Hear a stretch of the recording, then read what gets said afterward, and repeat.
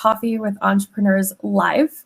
And every so often, I'm privileged to sit down with some people who do amazing things. And we either get to drink coffee or we drink an alternate beverage for the non-coffee drinkers.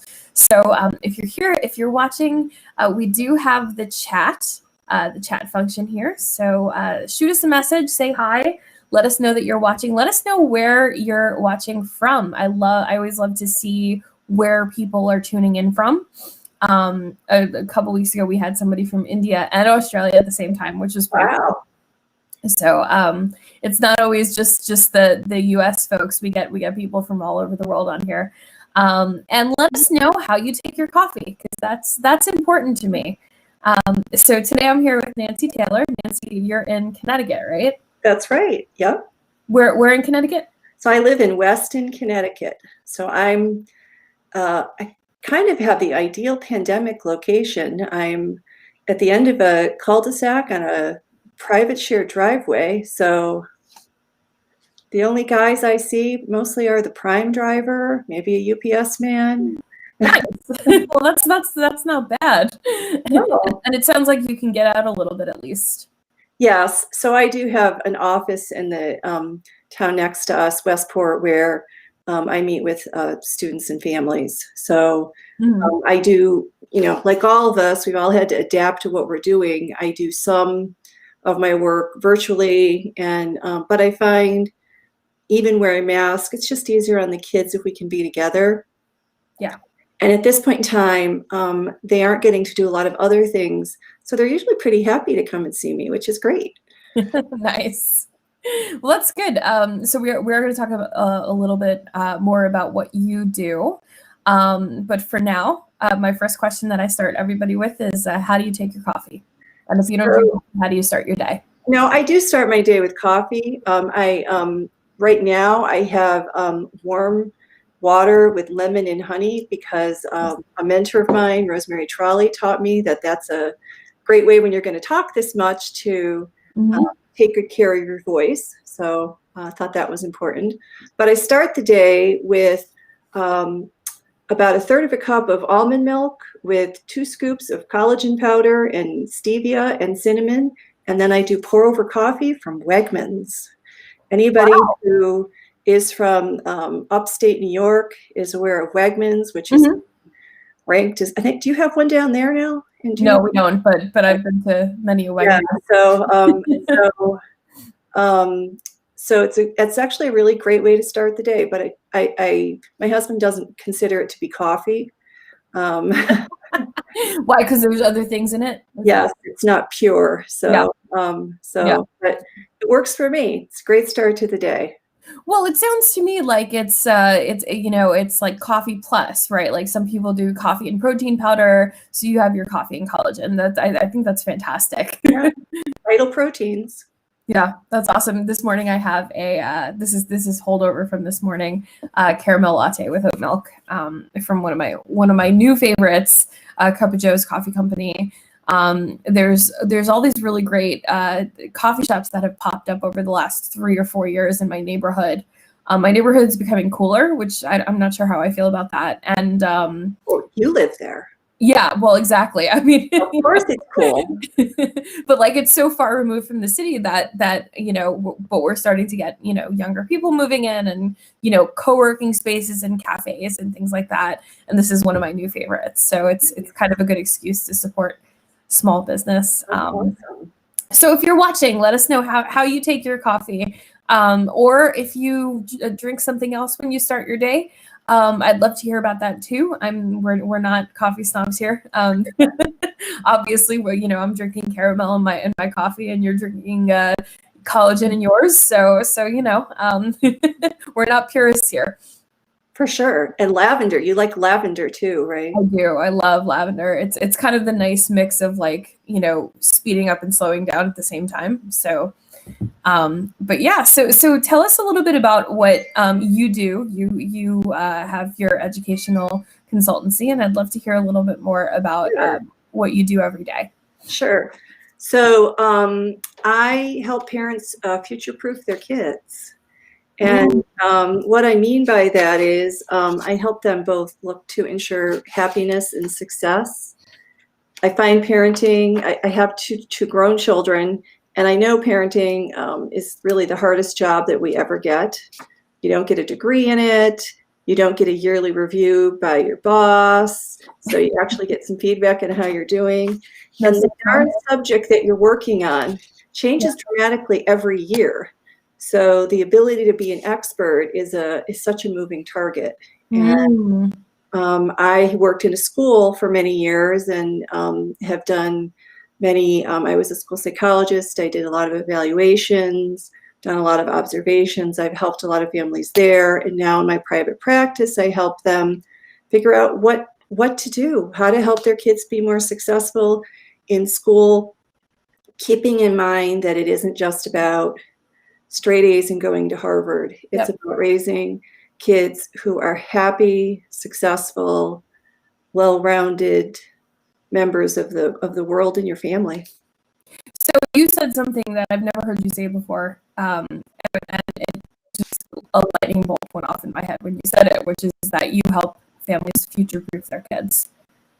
And when you're talking, a lot of future-proof is kind of a buzzword, right? Especially in the entrepreneurial space, because it's it's all about what's going to happen in 20 years when the robots take over, and how do we preserve ourselves? How do we future-proof ourselves, right? And you're talking about that much earlier in the stage of life than most of us think of, right? Because you're looking at creating productive adults from the time of childhood. I'm guessing you work with young kids, and what's the youngest of kids that you work with? So in my practice, I usually work with school-age children. I've met with preschool-age parents, but the kids are typically school-age. Okay. So you're starting them early with this. Yeah. Yep. So what does it mean to future-proof kid in this day and age? So I think that what it means is, what I often say to parents when they come in and they have a number of concerns is I first help assess what are they looking to have their child, what skills do they want them to have by the time they leave home for college or leave home to go to college. And it's interesting, some people have never thought about it that way.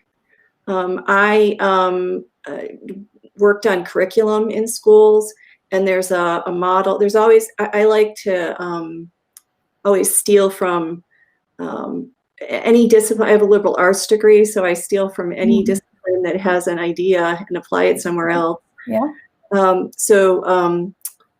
Curriculum development, you talk about understanding by design, which means you talk about where at the end, where do we want to be? Because we decide how we get there by this, to get us there, it's not one big thing, it's many steps along the way. So at one point I had a mom whose daughter was very brash and was having social issues. And I said, let's look at that as leadership potential. You see that in you and her father, that those are skills that you've really crafted. Why don't we, for middle school, try and get her involved in a club like peer advisors? You obviously have to work with what kids are interested and willing to do, but you can frame things for kids to try a lot of things, and they will if you make it enticing enough and have value.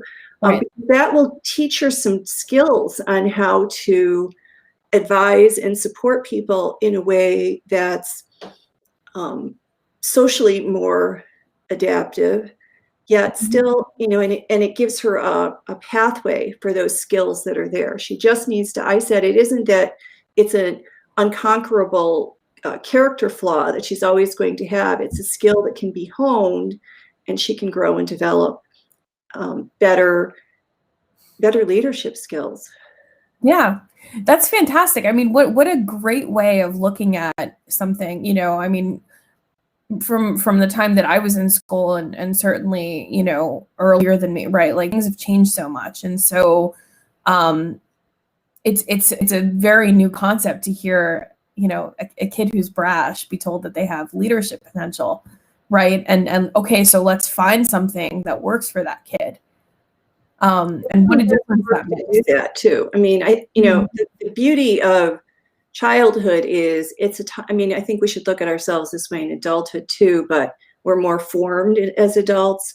It's really a time to look at where are our skills at, how can we improve them. Yeah.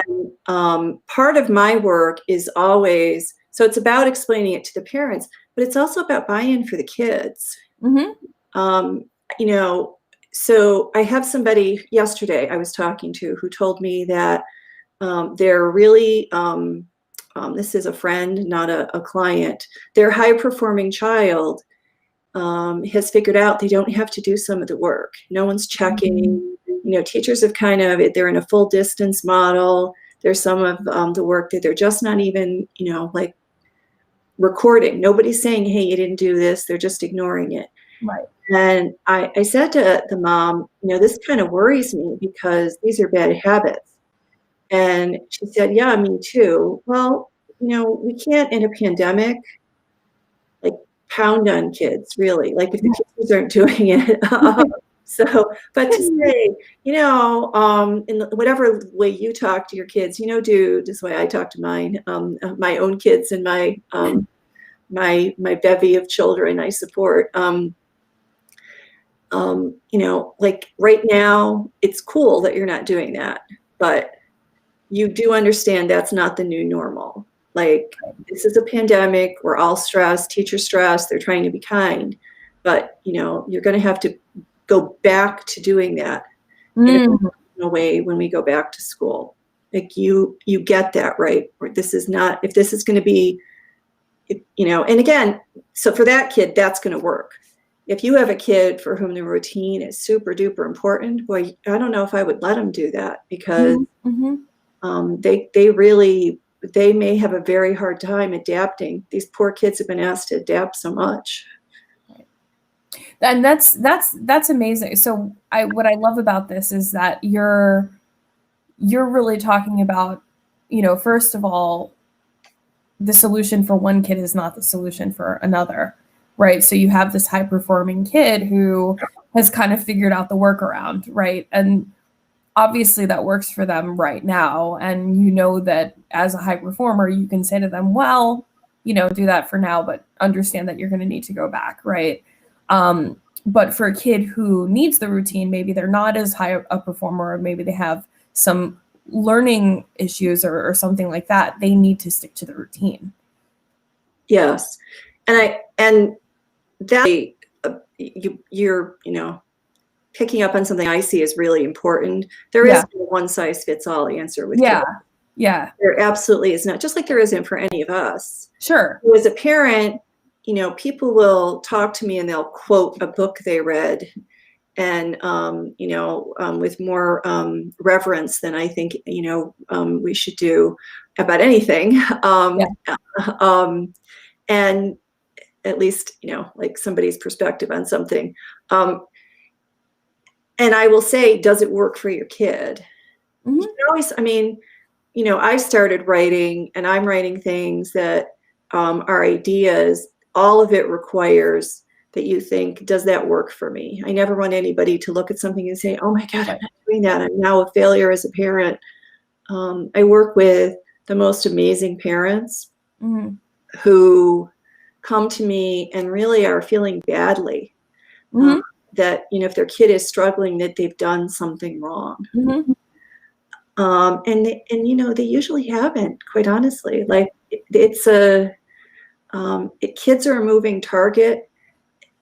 The goal isn't to make them perfect little automatons. How horrible would that be? You know, it's to help them on their path towards being a happy and high performing adult. Yeah. You know, it's funny. You reminded me of something. One of my very good friends is a teacher. And when she started, she did student teaching at our alma mater, and she got to work with our very favorite English professor. And he was always so awesome. You know, he was funny. He let us read, you know, really fun stuff and things that weren't necessarily on the curriculum. And one of the things he said to her that always stuck with me was, don't be the teacher that says everybody needs to go to college, because everybody needs, we need all the jobs, right? So not everybody's going to be the high performer that goes to Harvard, right, and got straight A's. We need plumbers, we need electricians, we need people good at math, we need people good at science, we need creative people, right? So what you're actually talking about is equity as opposed to equality. Yes, we need to, I'm always, there's a piece where I'm always trying to get kids to strive for excellence. Like, I think I'd be lying if I didn't say that. I mean, I'm a learning expert. I can see what works, and I challenge them. I had somebody who's a junior this week who has not had any lengthy writing assignments in their English class all year. It's December. That's a little worrying to me. But figured out that they had in social studies. So I said to her, have you thought about maybe going to, it's junior year, you don't have a lot of time left. And it seems like teachers are, like, the work isn't quite as hard. You're doing well. Could I ask you to think about doing a little more? You're in a pretty good place. Could I ask you to think about doing a little more to be sure so the social studies teacher has been having them do longer writing. Said, could you maybe go and say, what could I do that would, be better? And we problem solve through that. She kind of gotten stuck because I don't think kids always think of those things on their own. I think that is an adult role that we have helped them strive. But yes, not everybody's going to Harvard. Most of us aren't going to Harvard. I didn't go to Harvard. Did you go to Harvard? Nope. And bravo to those who do. Not to criticize, not to be anti-Harvard elitists, but our talents come out in different ways. Of course. And the most important thing, I think, that we want kids to leave to go to college or their transition with is to be able to say, I like who I am. Yeah. I like this person that I've become. I'm feeling good about that person because, I know I can do my own laundry. I know I can figure out what to do if I don't know how to do something or who I'm going to ask. Mm-hmm. I know my parents are still going to answer questions for me. Mm-hmm. I've had kids text me from college questions, Mm-hmm. go away, but to feel like they're independent enough to handle that experience. And that's really what it's all about, right? I mean, it sort of doesn't matter. Sure, we all want to strive for excellence and everything like that, but it doesn't matter that the grade I got in sequential 3 math doesn't matter at this point in my life, right? So as an adult, whatever your talents were, whatever your, people do become, they make do, they go with their talents, they go with their strengths, right? And sometimes the things that we don't do as well in are telling for us. So I was a good student. Mm-hmm. I tell you a lot of good grades, but I'm going to do it here live. I'm going to tell you I got a C+ in organic chemistry. And part of it was I didn't like it. Yeah. And sometimes you have to have that experience of, I don't think this is something that's going to move me. I was taking psychology courses and they all, and more biology than chemistry, and they made a lot of sense to me. Yeah. So, having the self-awareness to evaluate, and you know what I mean, because you can kind of, as an adult, say, I like this, I don't like it pretty easily in your own head. We don't want to, I'm always careful with kids about when they come to see me, I'm, an adult and I try not to dress up too much and I tell them to call me Nancy, but still feels kind of like school where there's all these rules of how you're supposed to behave, and they're wonderful when they come to see me. But I want them to feel empowered because it's their lives. And, I want them to be, and I do this even with, honestly, I've done it with very young children, that I make sure that I hear what's important to them. I think that's an important piece in this process too. It's so part of helping parents future proof is making sure kids have a voice in it too. I love that. And you're probably one of the few adults that asks, right? You're probably one of the few adults that actually takes what they want into account, right? Because they go to doctors, they go to teachers, they go to principals, they go all over the place. And a lot of times as a kid, right, you're at least, I don't know, this was my experience, right? It's been some time. Maybe it's changed. Maybe things have changed. But there's, a sense of like people talk about you and you're in the room and, yeah. And so like that can be really frustrating as a kid. And you're probably one of the few adults that says, okay, what do you want? What will make you happy about this? I think early on, I've been doing this work since I graduated from graduate school at 23. And one of the things that was, I could remember what it was like to be a kid. And I kind of like said to myself, you can never let yourself forget what it was like to sit in the desk for 45 minutes when someone droned on. Yeah. We're watching the clock, like, is it time to go home yet? Yeah. You can never forget that feeling of success that you had, doing something else. Mm-hmm. Those things are, and then I've been able to not just have my own experience, but to watch so many other kids. It sounds crazy, but there's like I feel like I'm a little computer of all the little case studies in my head, pulling out which one is, which pieces work for this sweet person in front of me. So it's fantastic. I mean, I love that your approach is so dependent on other people. Like what the success is going to be for each child, because it's not a one size fits all, especially when you're dealing with growing youngsters. Everybody comes to the table with their own issues and everything like that. So first of all, I want to tell you, I also got a C+ in organic chemistry. I think I saw you were a biology. I was, yeah. So one of the things was that my my parents were amazing and funded my education, but they wanted me to have a fallback. If I was going to do something like music, they wanted me to have a practical thing. So I was good at biology in high school, so we did biology. And the only reason I got a C+ in organic chemistry is because my teacher played the piano. So I probably deserved like a D. I just remember being so bad at that. So kudos.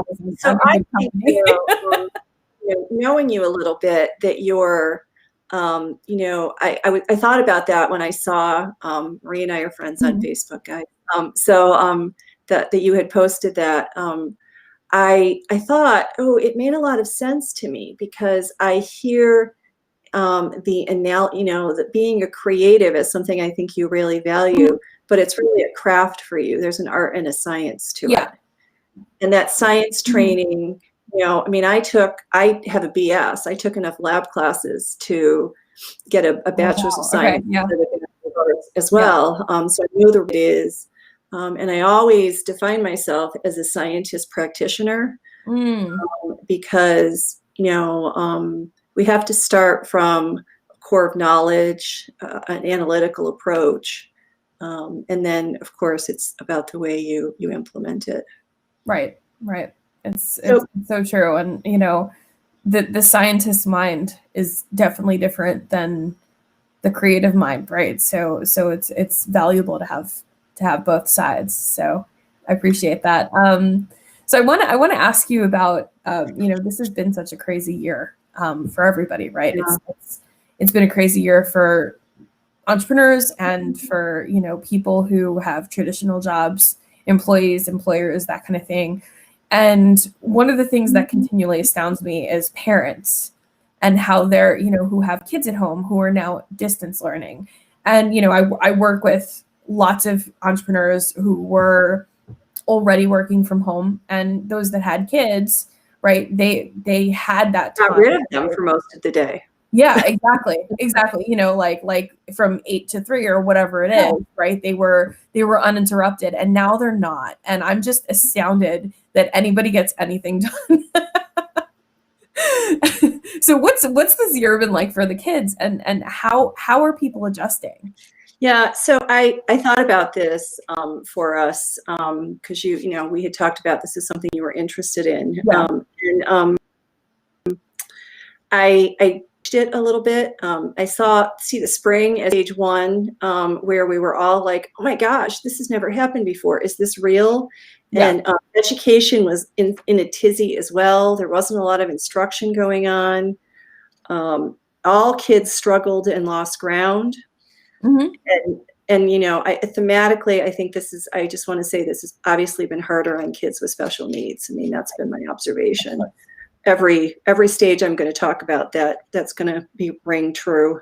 Mm-hmm. In the fall, parents said just kind of what you just said. Hey, we appreciate this was hard, but if this is our new normal for a while, then we need you to actually teach kids. Mm-hmm. And teachers got professional development and time to talk to each other. So we came back in the fall with teachers having more strategies to be engaging, but boy, still a lot of kinks and bugs. And the cream of the crop of teachers rose to the occasion, and they've done, as you would expect, a terrific job. Teachers who have struggled. I had a kiddo in the first week of school who was probably was one of the few kids on Zoom, was moving his head too much. And a teacher said to him in the first week of school, said to him, "If you don't stop that, I'm going to knock you out of the Zoom, and you won't be able to be in class." Oh my gosh. So yeah, so there were there were not good things happening. Kids not handing things in the right format, so they got a 0 because they had to do. So I think those things have, many of those battles have been fought and resolved, and kids are amazing. They're just, I mean, I well up thinking about how amazing kids are and their resilience. I feel like they have just continued to adapt. I think the teachers are continuing to adapt. Yeah. I will say I've had kids now seeing what a privilege it is to go to school and saying to me, "What I'd like for you to do, Nancy, is to negotiate me going to school every day." Wow. Yeah, so that's pretty exciting if that's what they want.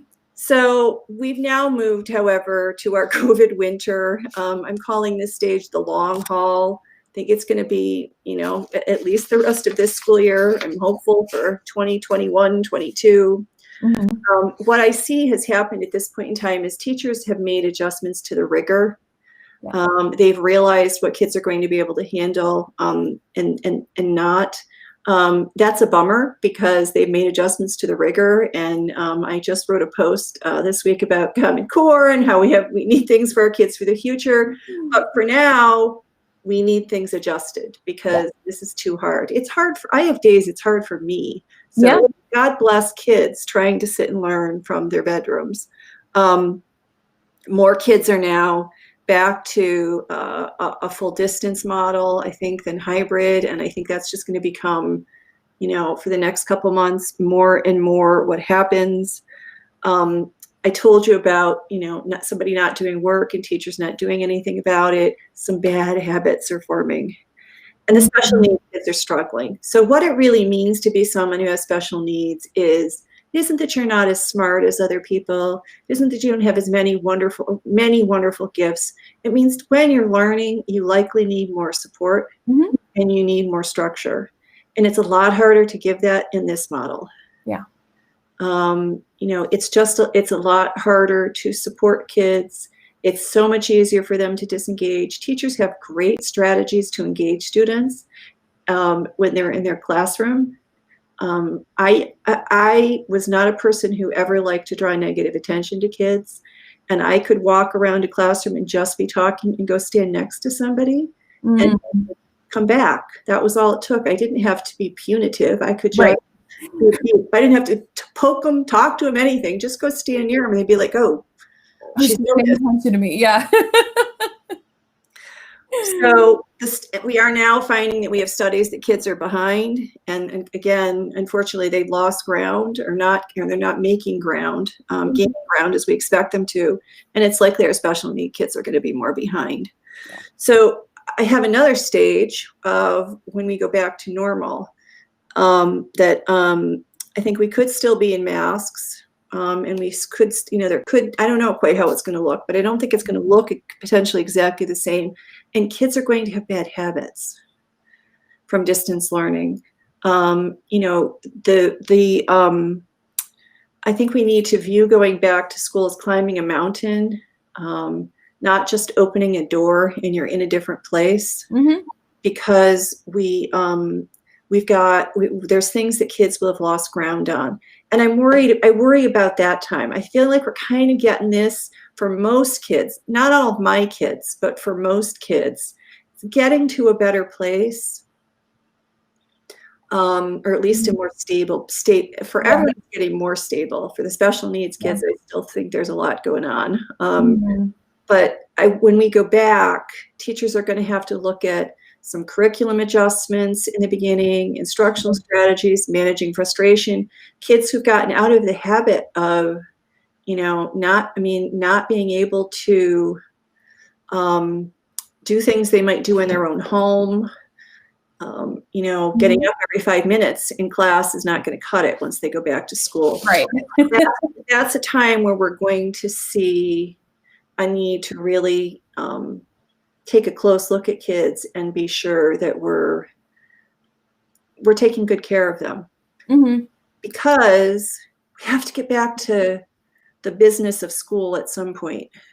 Yeah, no, that's right, because the kids have to be caught up and eventually need to leave school and become, go on to college or go into the workforce or whatever. So for parents now, I do think the one thing there's some things I think that would be helpful to do. You want to communicate with the school about problems. You want to do that for a couple of reasons. One, you don't want your child to be suffering right now. It's just not good for us. Like, we have to, all of this has to be about our bodies being strong and our immune systems being healthy. The second thing is you need a paper trail. I wrote a blog about communication as well, and I said, if it's a call, you don't have a record that it happened. If it's an email, you have a record. And sometimes that issues over time are what really make it possible for me to get help for kids. I think it's important to not get yourself overstressed about school. I do think it's important to help kids, but we can't change the world we're in right now. And it is, all kids are going to have losses. I mean, I sit with, I keep thinking, what's the grade level I'm the most worried about? And then I meet with somebody from that grade level and I get sad. 18 months at least, the kids are going to be, this is going to be impactful of their lives. And, that isn't much of a percentage of my life, but it is when you're 10. Yeah, absolutely. Absolutely. When you're helping kids, I see parents, and if you don't know what to do, if right now you're struggling, ask for help. Just like you ask your kids to ask for help, as teachers, ask a learning specialist, ask a therapist, talk to members of your family, your friends. Like I'm in a wonderful Facebook group in my community, and moms ask each other amazing questions. Like, we have to get through this together. Talk to your kids about ways that promote independence. So I do see some families over-helping because the kids are home and they want their kids to be successful, but we want them to be able to go back and be able to function without you. The talking to kids in this time, if you see a bad habit, call it out and say, it's not going to work when we go back to school, whatever it is that sounds like you.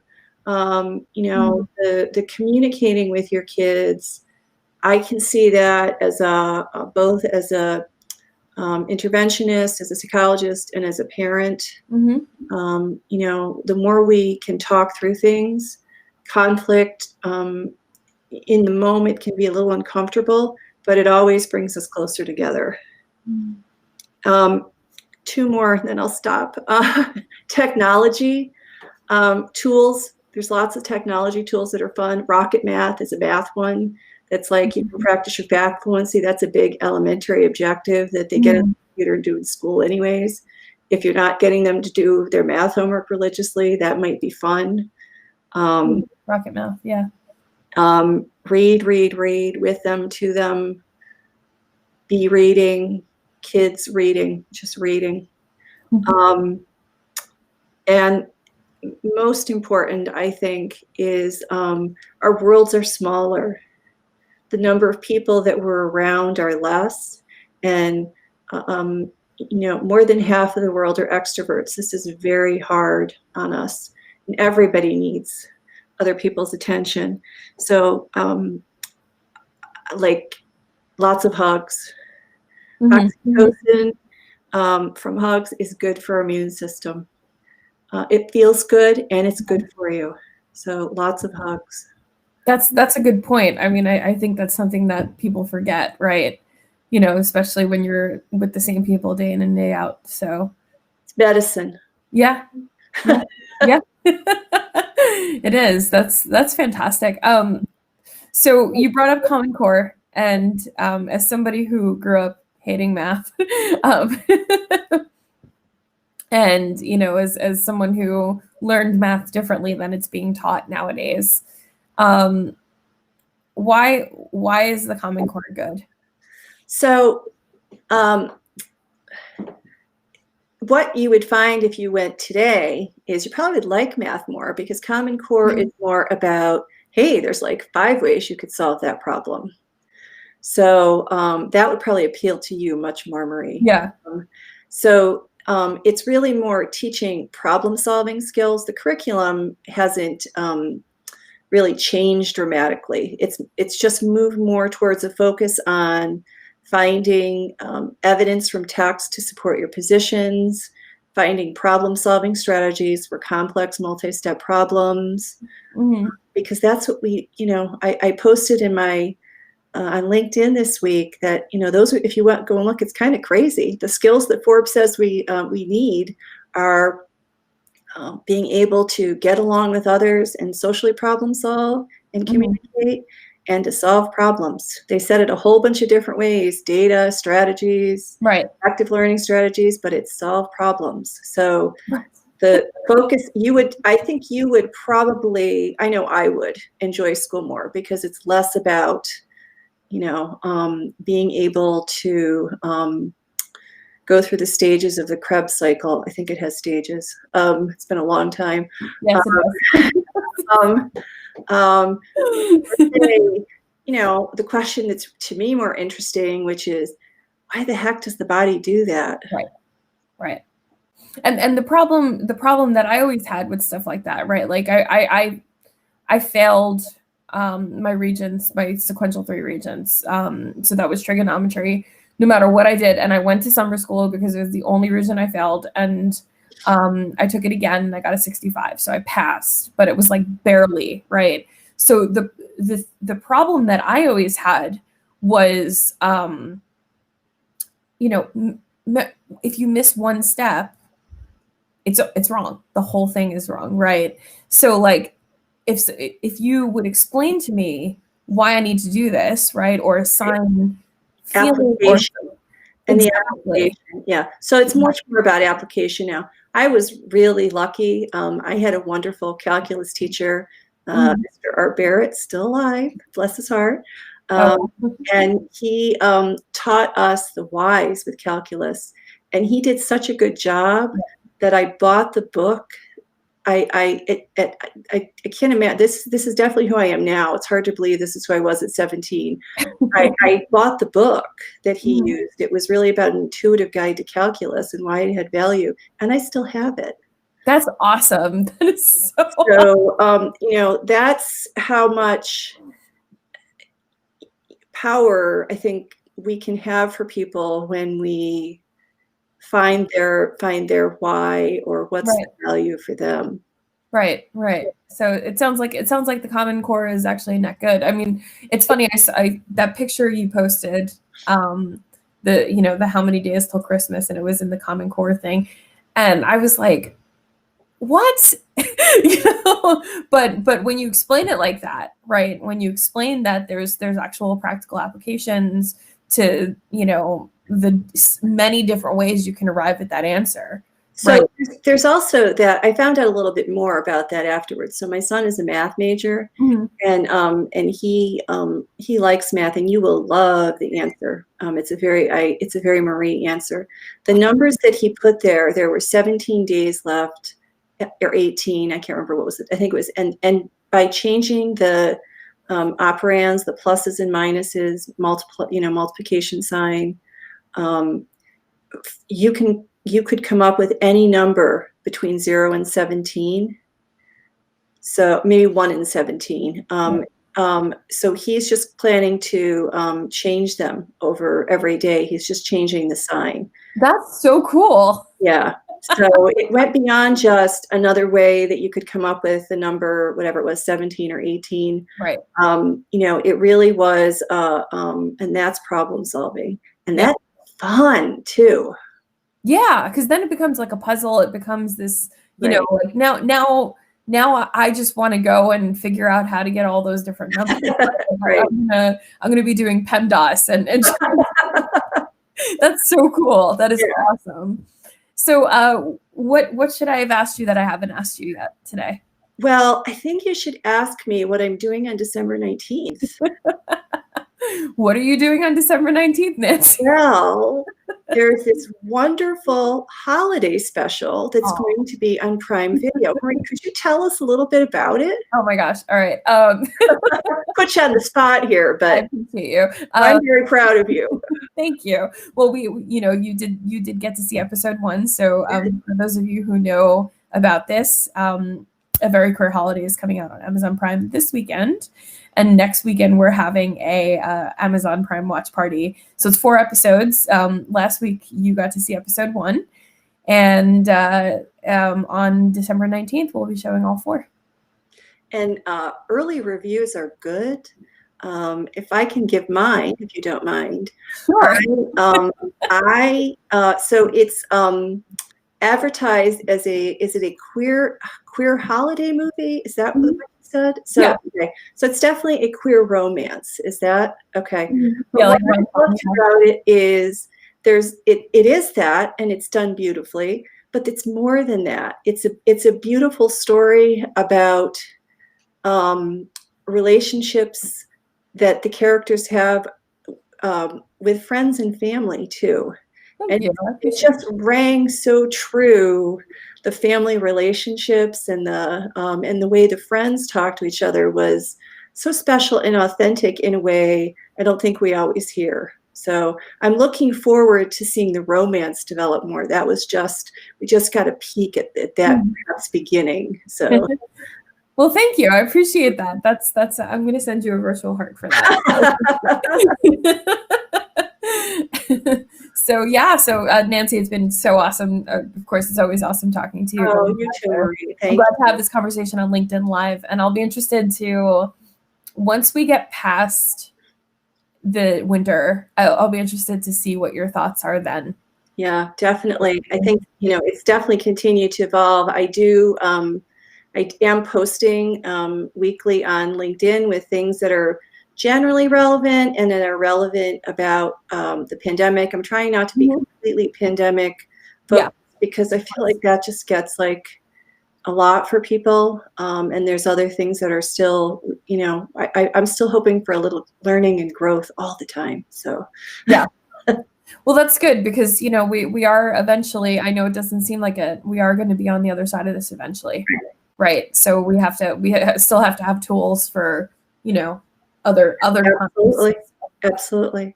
Thanks so much for joining me today. This was awesome. You're welcome. Take care.